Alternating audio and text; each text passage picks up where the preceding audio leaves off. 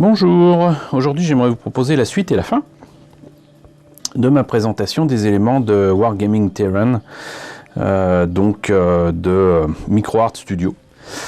Et apparemment j'ai pas mal d'éléments qui sont faits pour un jeu qui s'appelle Infinity.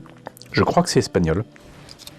Mais ce qui m'intéresse là, c'est qu'on a pas mal d'éléments d'habitation qui font pour le coup très science-fiction et d'autres éléments qui font toujours science-fiction mais qui permettent de faire effectivement des éléments, comment dirais-je, de diorama, comme ici par exemple des passerelles, où là c'est encore plus visible que ça fait quand même très science-fiction. Et je trouve ça assez sympathique et donc je vais m'efforcer de vous les présenter. Si vous n'avez pas vu la précédente vidéo, je vous invite à aller sur le lien qui va s'afficher ici. Vous en apprendrez de belles. Et donc je rappelle que ces éléments-là sont à la fois en mousse, on va dire en d'éperon, si je ne me trompe pas d'ailleurs.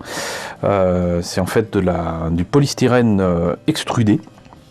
C'est-à-dire que c'est pas du polystyrène expansé, c'est pas des petites billes avec du gaz dedans, c'est un peu plus dur que ça, là, vous voyez. Mais par contre, c'est extrêmement léger. C'est également, donc là, vous avez les éléments en mousse, mais vous avez aussi des éléments donc en bois. Voilà, donc si je me rappelle bien, c'est du MDF et qui est découpé, en partie prédécoupé au laser. Et donc ça en ce moment ça a beaucoup de succès et c'est très développé dans le domaine des jeux de rôle, des jeux de plateau. Donc par contre je trouve ça un peu cher, c'est facilement chacun des éléments que vous voyez là entre 20 et 35 euros. Mais on va y revenir, donc c'est intéressant, mais je trouve ça quand même un peu cher. Voilà, donc ce que je vous propose, c'est que on va y aller petit à petit avec les différents éléments, vous présenter en tout cas les sets en question. Et éventuellement, je ne vous promets pas de monter la totalité des trucs qui sont là, je n'en ai pas le temps, mais en tout cas peut-être de faire au moins une maison. Voilà, donc on va commencer immédiatement. On va commencer par ce qui est appelé ici des catwalks. Encore une fois, moi j'avais appelé ça des passerelles, des chemins de traverse ou quoi. Et je viens de vérifier, donc je confirme que ça reste assez cher, mais par exemple celui-ci, le Catwalk Armor, donc c'est ni plus ni moins que des passerelles, mais avec des plaques de blindage qui permettent éventuellement certainement d'échapper à des tirs de sniper ou quoi. Quoi qu'il en soit, ça c'était quand même pas cher, puisque c'était dans les 15 euros. Et celui-là, il y a quand même un petit peu plus d'éléments, hein, on peut faire quand même deux passerelles. C'était à 24, voilà.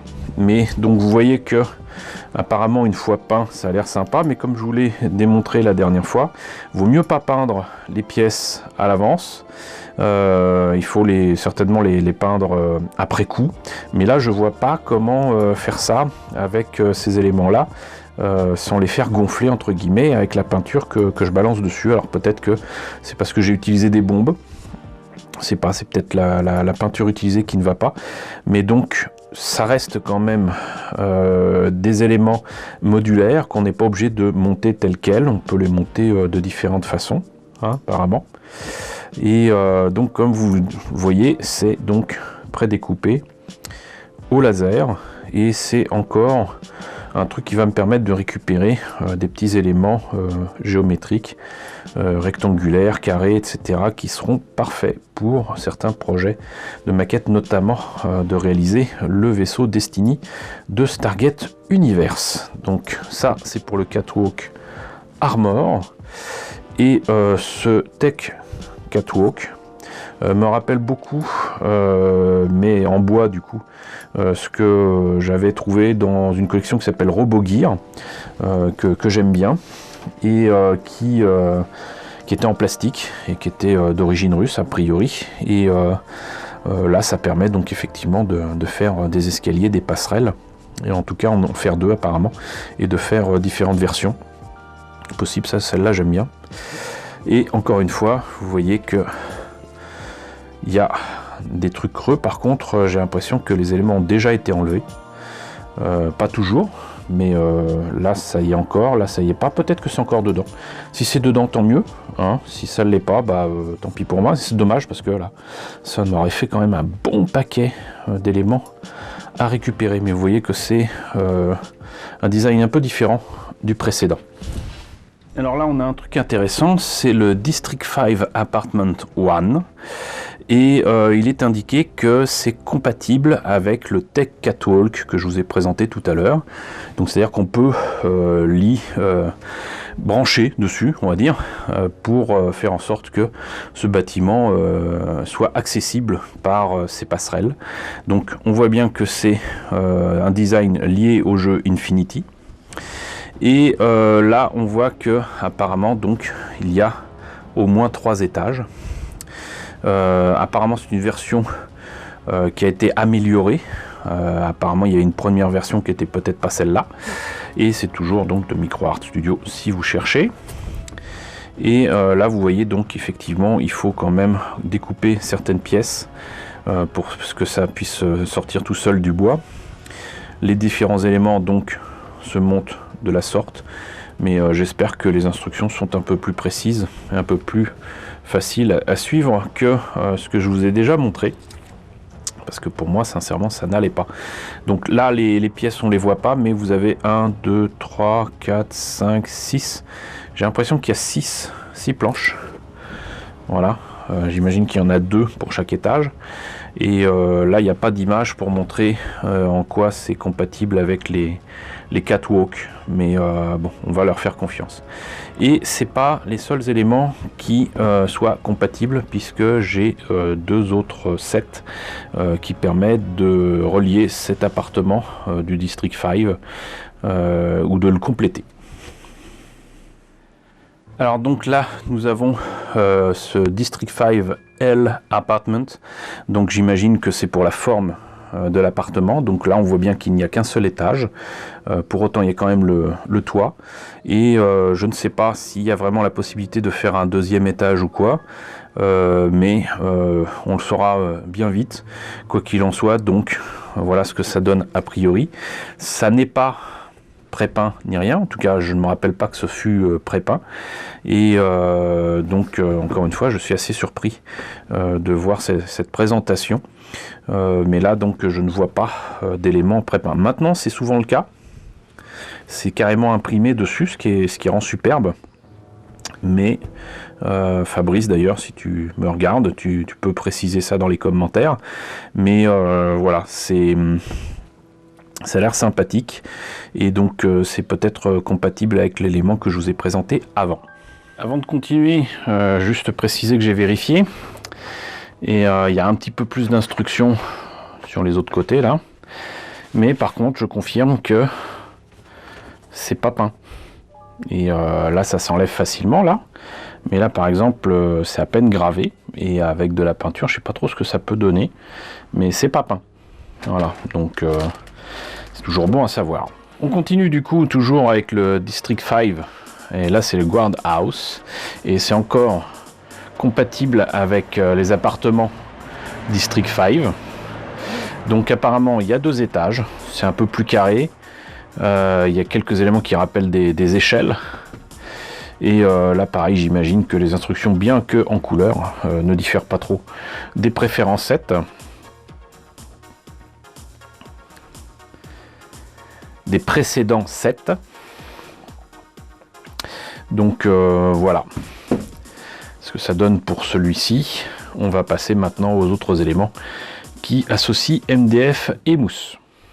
Alors là c'est un peu différent et surtout un peu plus difficile à vous montrer ce que ça donne si je le sors pas du sachet, mais donc c'est l'Habitat Station, et en fait si je me trompe pas, en fait c'est le socle sur lequel on peut mettre d'autres éléments d'habitation, de maison, mais tel quel. En fait ça fait une base avec visiblement des éléments comment dirais-je, de climatisation par exemple. Ça a l'air pas mal, donc je vais le sortir du sachet, vous allez voir ça. Alors petite réflexion, je doute que ce soit normal, mais le sachet est plein de poussière, et en fait je me rends compte que c'est pas de la poussière, en fait c'est de la poudre qui doit certainement être en fait ce qui reste de la mousse ici de ce polystyrène extrudé, et je me demande en fait si ça tient si bien que ça dans le temps. En tout cas, même si c'est un peu poussiéreux et sale, et je trouve ça pas mal du tout, parce que c'est pas du tout granuleux, il y a quand même de beaux détails, c'est bien moulé, franchement on dirait de la résine, et déjà comme ça, tel quel, ça fait un élément de décor qui déjà sort de l'ordinaire, mais surtout rend pas mal du tout. Voilà, déjà ça fait très science-fiction, très clairement, et ensuite si c'est la base d'un immeuble de science-fiction, je pense que ça peut carrément le faire. C'est juste dommage que du coup ces éléments là disparaissent au profit des différents étages que je vais vous montrer immédiatement. Alors on en arrive au gros de ce que j'ai à vous montrer. Donc là il s'agit de l'Habitat Tower, donc la tour d'habitation, et là vous voyez qu'il y a 3 étages. Pourtant il est écrit 4, 5, 6, et en fait ça c'est assez malin, puisqu'en fait apparemment il proposerait très certainement d'en prendre 2 pour faire carrément 6 étages, avec la base que je vous ai présentée tout à l'heure, qui là n'est pas entièrement noire mais peinte en partie en blanc avec des lignes jaunes.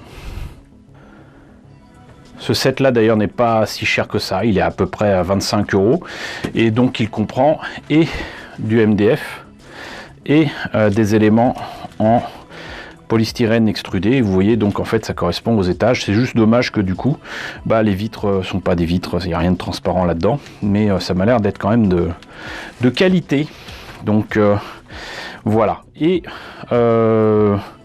je pense qu'en fait, pour éviter que ce soit trop long, je vais quand même éviter de vous présenter les éléments fabriqués après, hein. Ça sera beaucoup plus simple. On va arrêter là. Par contre, ce que je vais faire très certainement, c'est prendre du temps pour monter les différents éléments, les passerelles, les immeubles, la tour d'habitation, etc. Les faire à part, peut-être les peindre à ma manière et vous montrer ce que ça donne. Et tant qu'à faire ces vidéos-là et faire ces sujets-là séparément, ça sera beaucoup plus simple, peut-être une fois par semaine, comme ça me laissera le temps. Et vous, ça vous permettra de voir un petit peu plus précisément ce que ça donne. En tout cas, j'ai presque hâte de m'y mettre. J'ai juste un petit peu d'appréhension concernant la peinture de ces différents éléments. Voilà, écoutez, j'espère que la présentation de ces sets de diorama de Micro-Art Studio fait pour Infinity, et qui sont donc dans leur gamme de Wargaming Terrain, vous a intéressé. N'hésitez pas à me dire ce qu'il en est dans la section commentaires. N'hésitez pas à liker, n'hésitez pas à partager, n'hésitez pas à vous abonner si ce n'est pas déjà le cas. Coucou aux nombreuses personnes qui nous ont rejoints ces derniers temps, hein, ça grimpe, c'est génial. Coucou aux grands anciens qui me suivent depuis 3 ans. Merci de votre soutien, merci de votre fidélité, et à très vite donc pour vous montrer le résultat de tous ces sets de diorama.